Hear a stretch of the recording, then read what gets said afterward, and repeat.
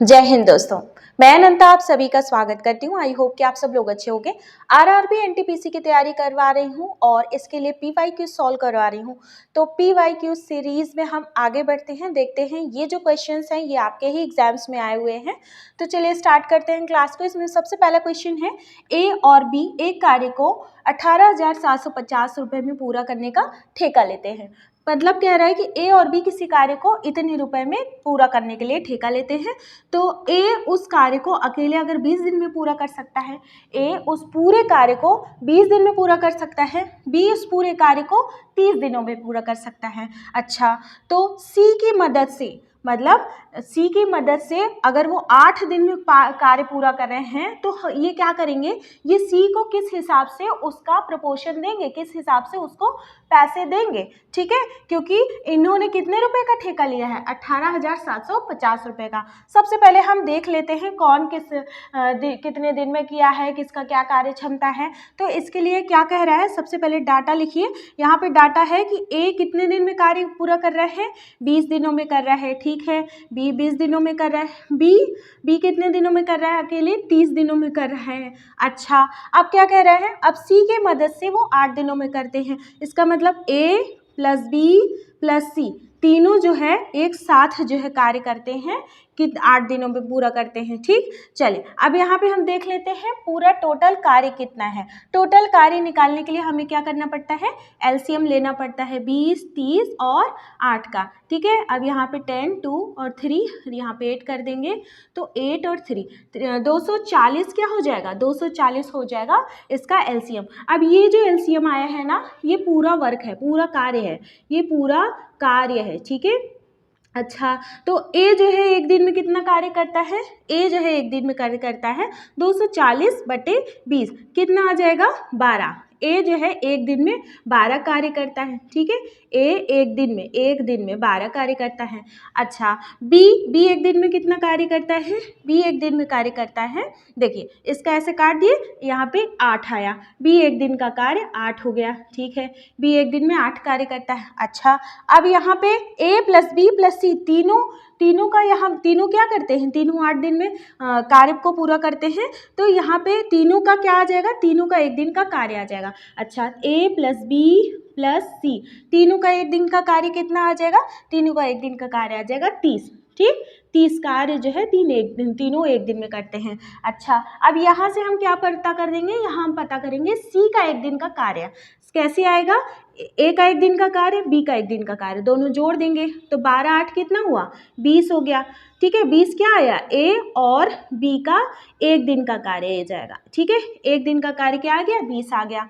अच्छा, तो ए plus B plus सी ये क्या है, ये जो है तीनों का एक दिन का कार्य है, 30 है। ठीक है, 30 और माइनस क्या करेंगे, ए प्लस बी के एक दिन का कार्य। अब देखिए ए प्लस बी के एक दिन का कार्य माइनस कर दिए, यहाँ से माइनस हो गया ना, तो सी वाला आ गया। ठीक, इसका मतलब हो गया कि हम 30 में से क्या करेंगे, 20 माइनस करेंगे तो 10 आ जाएगा, जो कि सी का एक दिन का कार्य रहेगा। ठीक है, अब यहाँ पे देखिए इसी कार्य के अनुपात के हिसाब से ही तो पैसे मिलेंगे, जैसे 12, 8 और सी का कितना है 10, ए बी और सी इसी कार्य के अनुपात में क्या करेंगे, पैसे मिलेंगे। कितना हो जाएगा, टोटल कितना आ गया, टोटल ये जोड़ेंगे अगर हम टोटल तो 30 आ जाएगा। अच्छा, 30 आ गया, 30 और उसके बाद किसको, इसको भाग करना है ना, इस पैसे को 18750। ठीक, अब क्या करना है, अब जो है सी का हिस्सा निकालना है ना, तो सी वाला ये जो 10 है यहाँ पे हम क्या करेंगे, मल्टीप्लाई कर देंगे। ठीक है, चलिए मल्टीप्लाई कर दिए और यहाँ पे क्या आया, 3 6 जा 18 और यहाँ पे 3 2 जा 6, 3 5 जा 15, उसके पे यहाँ पे 0, तो कितना आ जाएगा, सी का जो हिस्सा आ जाएगा ये आ जाएगा 6,250 रुपये। ठीक है, कौन सा ऑप्शन करेक्ट है, option number A is correct. I hope कि आपको ये समझ में आया होगा। इस क्वेश्चन को इसी तरीके से सॉल्व करिएगा। देखिए यहाँ पे कुछ चीज़ें मैंने ज़बरदस्ती लिखा है आपको एक्सप्लेन करने के लिए। आप एग्जाम में इतना मत लिखिएगा, आप डायरेक्ट यहाँ से माइनस कर दीजिएगा, 12, 8 कितना हुआ, 20 हुआ, तो 30 में से 20 गए तो 10, डायरेक्ट इस तरह से आप कर लीजिएगा। ये चीज़ें हम आपको समझाने के लिए लिखते हैं। ठीक है, चलिए आगे बढ़ते हैं। दूसरा प्रश्न है, उस अर्धगोले का आयतन क्या होगा जिसकी त्रिज्या 3 सेंटीमीटर स्क्वायर है।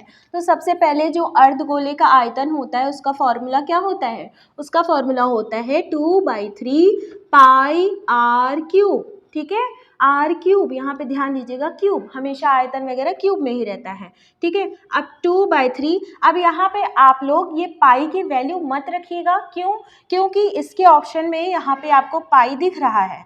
ठीक है, इसलिए हड़बड़ी में पाई की वैल्यू पहले रख देंगे और बाद में यहाँ देखेंगे पाई में है, फिर आपको कन्वर्ट करना पड़ेगा। इसलिए कुछ चीज़ें ऐसी होती हैं जो हमें ध्यान देना चाहिए। ठीक है, और आर क्या है, आर 3 है, 3 × 3 × 3 क्या हो गया, 3 3 जा 9, 2 जा 18, 18 पाई। ठीक है, 18 पाई आया ना, तो कौन सा ऑप्शन करेक्ट हो जाएगा, ऑप्शन नंबर 1 क्या हो जाएगा, करेक्ट हो जाएगा। ठीक है, ठीक है, चलिए देखते हैं प्रश्न नंबर 3 क्या पूछा था। प्रश्न नंबर 3 है, ये क्वेश्चन रीजनिंग का है, पर यहाँ पे मैं आपको इंक्लूड कर दे रही हूँ, तो थोड़ा सा मैथ्स में भी आ जाता है। एक कक्षा में 42 छात्र हैं। ठीक है, अगर कृतिका कोई लड़की है, उसका स्थान ऊपर से 18वां है तो नीचे से क्या होगा। मतलब क्या कह रहा है, मान लीजिए ये कोई कक्षा है और कक्षा में बहुत सारे बच्चे होंगे। ठीक है, ऊपर से स्थान अगर कृतिका का, ऊपर से स्थान क्या है, कृतिका का स्थान ऊपर से अगर 18वां है तो नीचे से स्थान पूछ रहा है। ठीक है, नीचे से स्थान पूछ रहा है।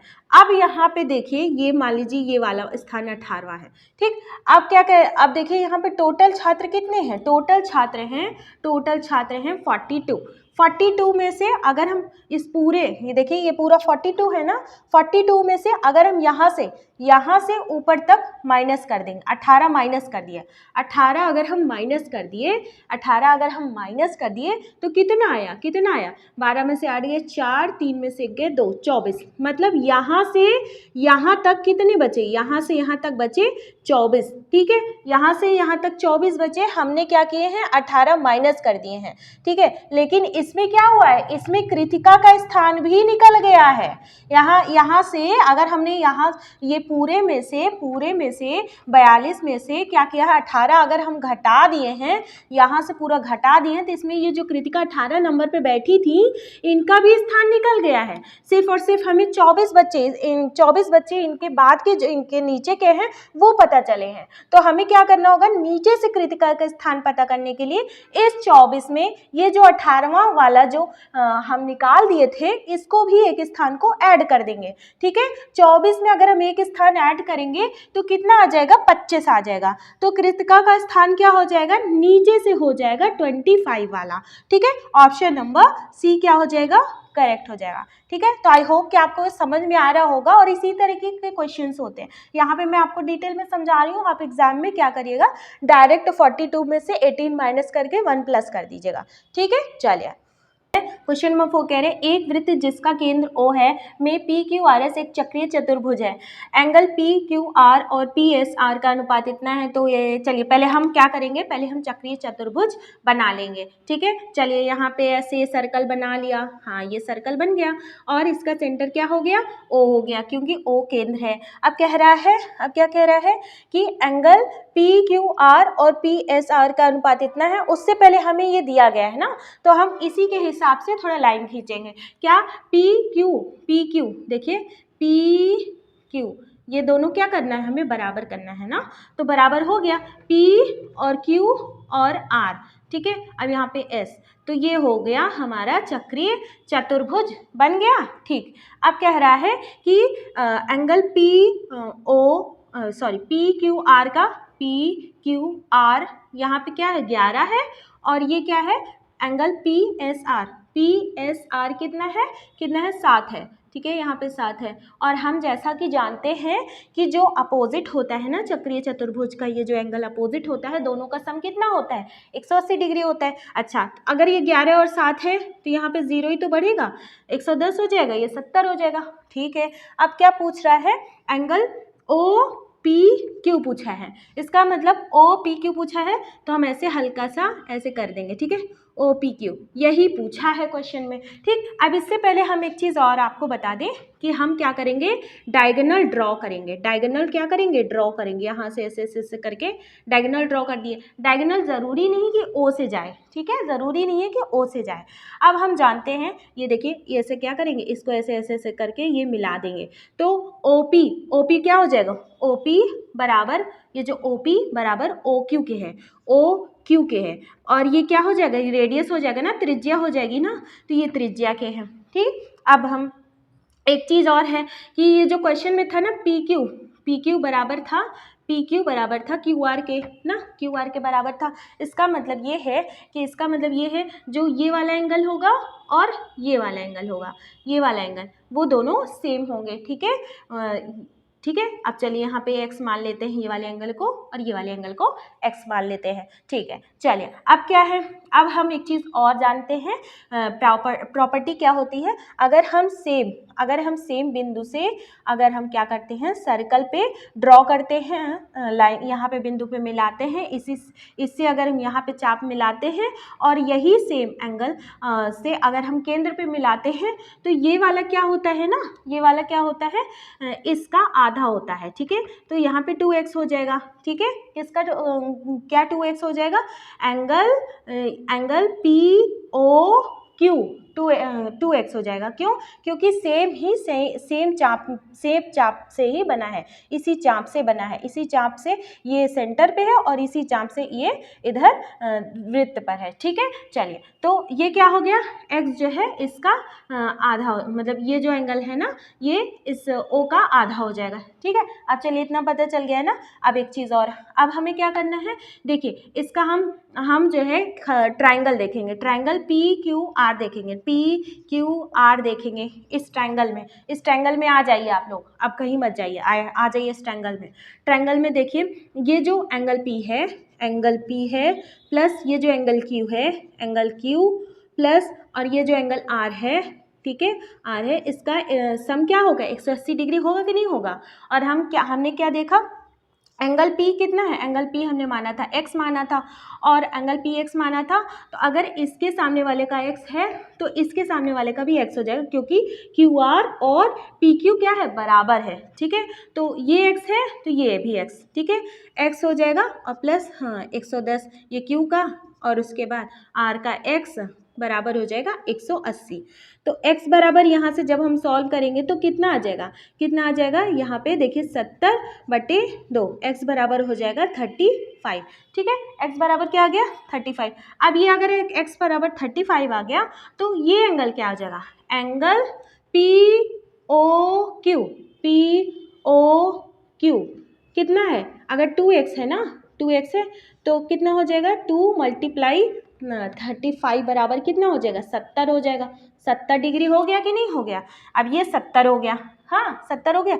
अब आ जाइए आप ट्रायंगल, कौन वाले ट्रायंगल में, आप ट्रायंगल आ जाइए POQ में, POQ वाले इस त्रिभुज में आ जाइए। ठीक है, तो अब इस त्रिभुज में आ गए ना, तो अब देखिए ये जो R है ना, OP R है और OQ R है, इसका मतलब जो इसके सामने की भुजा होगी, ये वाली भुजा होगी ना, एंगल OPQ, ठीक है, ये वाली भुजा, ठीक है, एंगल OPQ, और ये कौन सी भुजा, और जो इस वाले R के, ये जो OP है, इसके जो सामने वाली भुजा, इसके जो सामने वाला ट्रायंगल जो क्या होगा, ये वाला ट्रायंगल, ठीक है, ये वाला यहाँ से यहाँ तक वाला ट्रायंगल।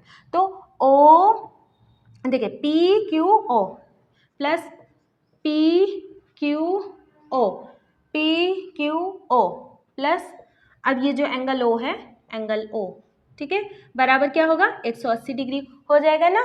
अब क्या करेंगे हम, एंगल OPQ माने क्या है, OPQ कितना है, कितना मान लीजिए, कुछ मानिए वानिए मत, चलिए अच्छा मान ही लेते हैं, y मान लेते हैं ना, ये पूरा y होगा ना, y है प्लस, और एंगल PQO कितना है, ये भी y है, क्योंकि दोनों भाई अगर इस R के सामने y है तो इस R के सामने भी y होगा। ठीक है, समझ गए ना, plus angle O, angle O कितना है, एंगल ओ हमने निकाला है 70 डिग्री, तो 180।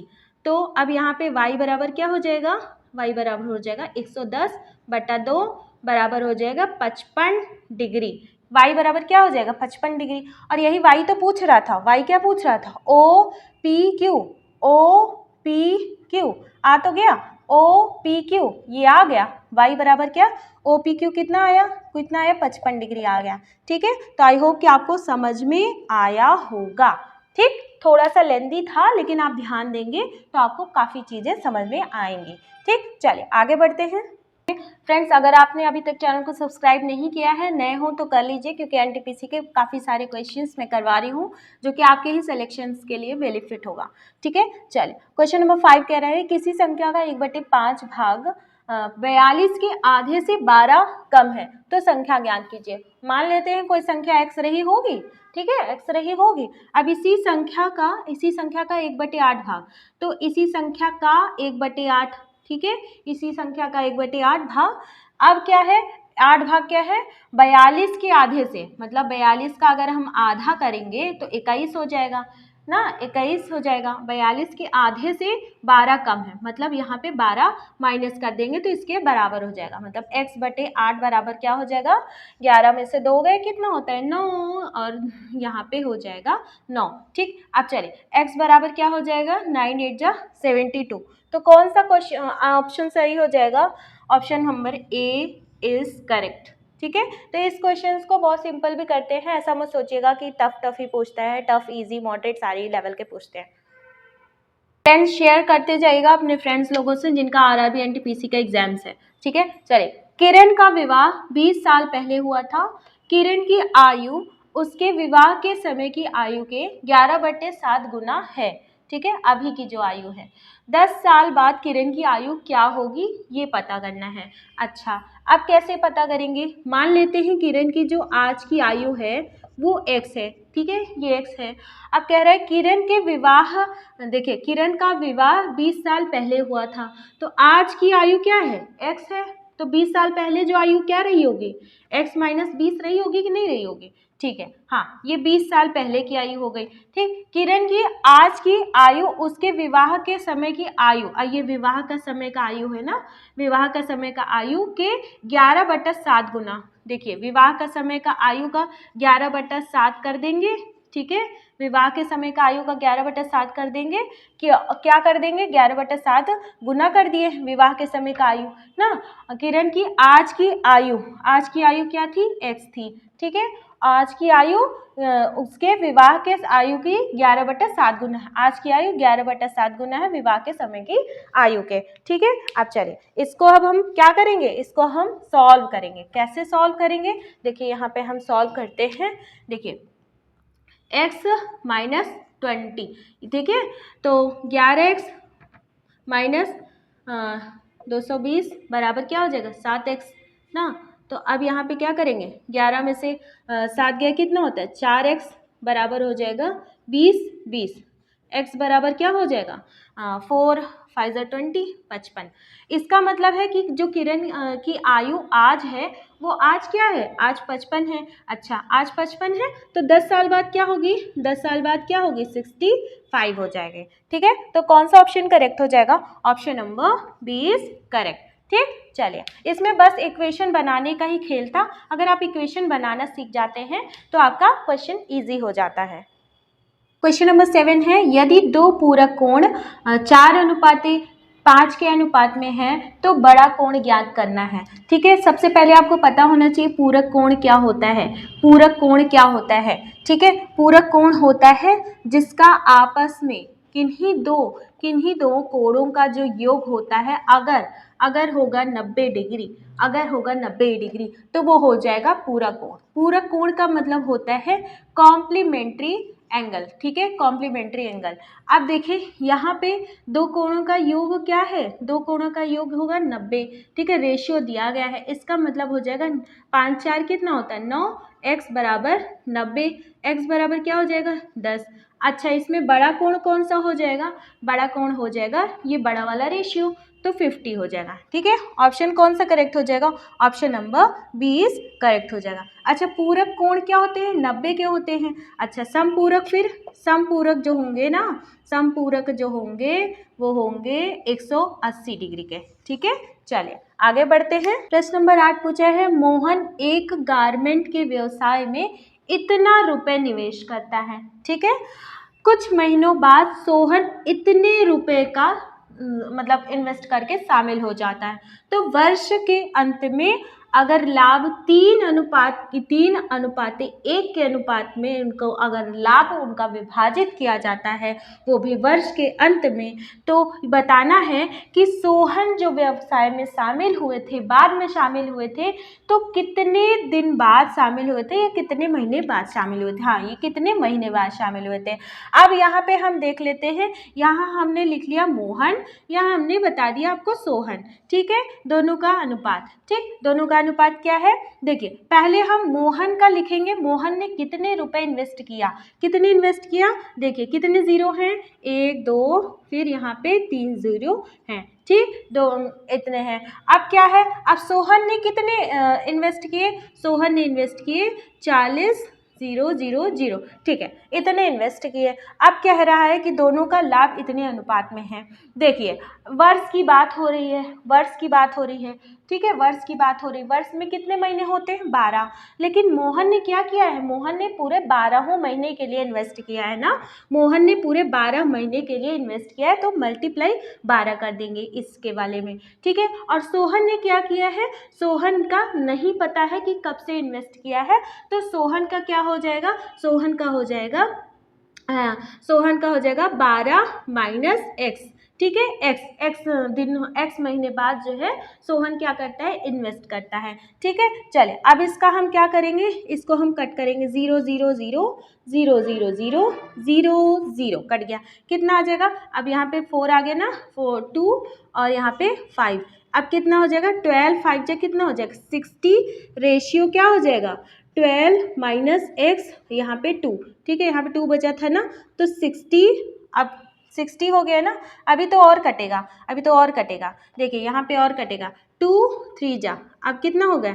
30 हो जाएगा। 30 रेशियो 12 माइनस एक्स, ये हो जाएगा ना। अब क्या होगा? अब क्या कह रहा है? यही जो रेशियो है, ये रेशियो किसके बराबर है? इस लाभ के बराबर है, 3:1 के बराबर है। इसका कहने का मतलब ये है 30 अपॉन क्या हो जाएगा? 12 माइनस एक्स बराबर 3/1। ठीक है, 3 से 3 कैंसिल हो जाएगा, यहाँ पे 10 हो जाएगा।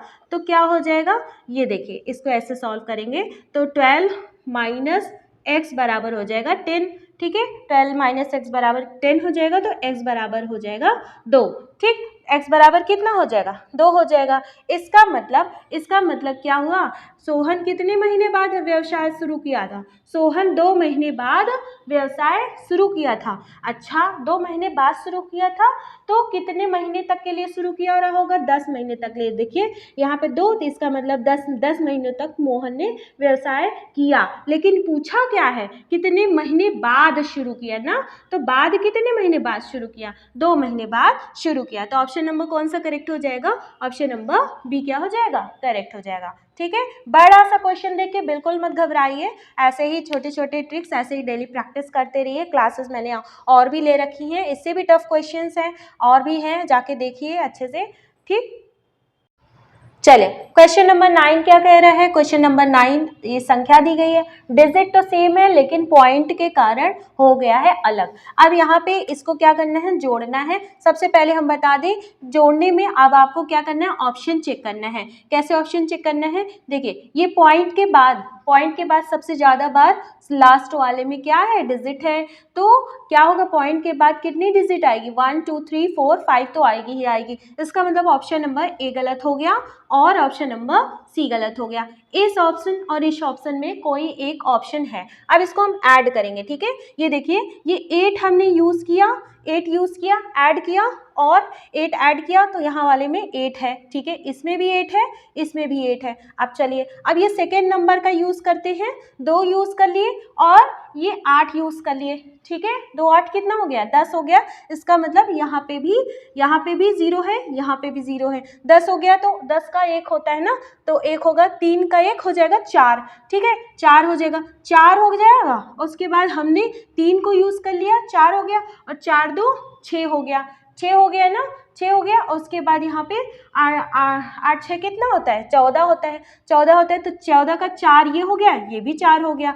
अब यहाँ पे अब आगे इसकी जो डिजिट आएगी उसके बाद यहाँ पे हमें क्लियर हो जाएगा कि क्या मतलब कौन सा ऑप्शन सही होगा। 14 हो गया, 14 के बाद अब यहाँ पे 7 है ना, 7 है ना, तो 7 1 8 हो जाएगा, 8 हो जाएगा। उसके बाद 8 2 10 11, ठीक है, 11 हो गया, 11 2 कितना होता है, 11 2 13 होगा, 13। उसके बाद 13 8 21 हो जाएगा, 13 8 कितना हो जाएगा, 21 हो जाएगा, 21 मतलब 1 यहाँ पे आ जाएगा, ठीक है। उसके बाद आगे हम नहीं ऐड करेंगे, आगे हम नहीं ऐड करेंगे क्योंकि यहाँ से हमको डिफरेंस पता चल गया, ठीक। तो कौन सा ऑप्शन करेक्ट हो जाएगा, ऑप्शन नंबर डी क्या हो जाएगा, करेक्ट हो जाएगा, ठीक। इसको सेम इसी तरह से करिएगा जैसे मैंने पॉइंट लगा के बिंदी लगा के पहचानवा के कराया है, एकदम सेम इसी तरह से ऐड करिएगा। ये नहीं कि फिर से इसी संख्या को लिखेंगे फिर ऐड करेंगे, उसमें आपका समय जाएगा, ठीक है। चलिए आगे बढ़ते हैं। क्वेश्चन नंबर 10 है, दीवार के सहारे खड़ी एक सीढ़ी का उन्नयन कोण 45 डिग्री है,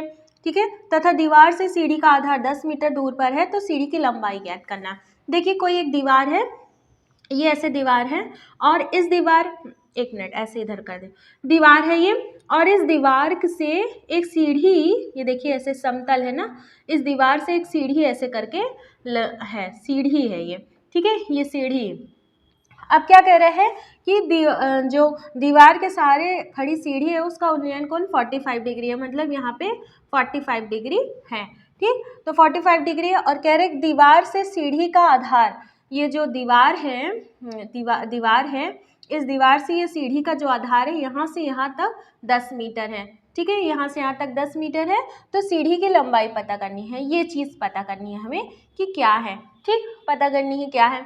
जैसे अगर ये 45 है, देखिए हम जानते हैं tan 45 की वैल्यू क्या होती है, 1 होती है, ठीक है, और वैसे tan का वैल्यू क्या होता है, परपेंडिकुलर अपॉन बेस, ठीक है, परपेंडिकुलर अपॉन बेस होता है। इसका मतलब ये हो जाएगा परपेंडिकुलर और बेस क्या हो गया, बराबर हो गया, ये 10 है तो ये भी क्या हो जाएगा, 10 हो जाएगा, ठीक, 10 है तो 10 हो जाएगा, क्योंकि यहाँ पे डिग्री कितना है, 45 डिग्री है, ठीक। अब इसको क्या करेंगे, इसको हम यहाँ ये जो सीढ़ी का ये वाला हिस्सा है, ये पूरा जो सीढ़ी है, इसका लंबाई कैसे पता करेंगे, 10 का स्क्वायर प्लस 10 का स्क्वायर और उसके बाद इसको अंडर रूट, ठीक है, कितना हो जाएगा, 200 हो जाएगा अंडर रूट में, और हो जाएगा अंडर रूट 2 और ये 10, तो कितना हो जाएगा, सीढ़ी का जो ये जो जितनी सीढ़ी कितनी लंबी हो जाएगी, 10√2, ठीक है। कौन सा ऑप्शन करेक्ट हो जाएगा, सीढ़ी हो जाएगी 10√2 मीटर, ठीक।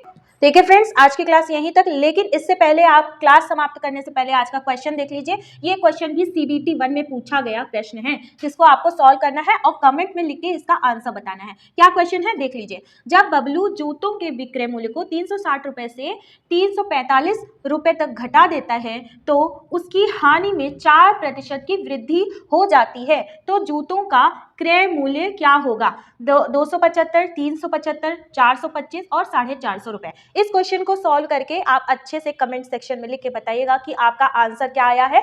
इससे क्या होगा कि आपकी प्रैक्टिस होती रहेगी। जिन्होंने आगे की क्लास, पिछले की क्लासेस नहीं देखी हैं, वो जा करके देख लेंगे। जितने भी मैंने यहाँ पे शॉर्ट ट्रिक्स वगैरह बताए हैं उसको अप्लाई करिए, आपका समय बचेगा। जरूरी नहीं कि क्वेश्चंस आते हो, लेकिन आपका समय भी तो बचना चाहिए, ठीक है। चलिए फिर मिलते हैं नेक्स्ट क्लास में, तब तक के लिए बाय बाय, टेक केयर, नमस्कार, धन्यवाद, जय हिंद।